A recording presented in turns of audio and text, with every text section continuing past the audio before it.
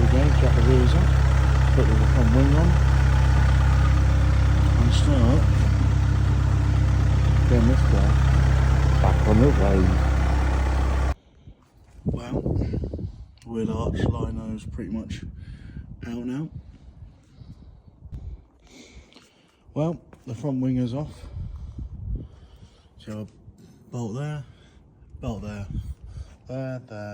there, two on the bumper, two there, and the other one is there. So we're getting there. This is just to do the front wing. Yeah. But looking better already.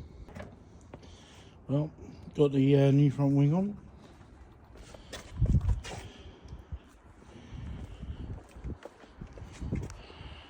Still a long way to go, but I can start to see it now. I'll give it a wash another day because it's looking a bit grimy. As you can see, it hasn't been washed for a little while, but we're getting there.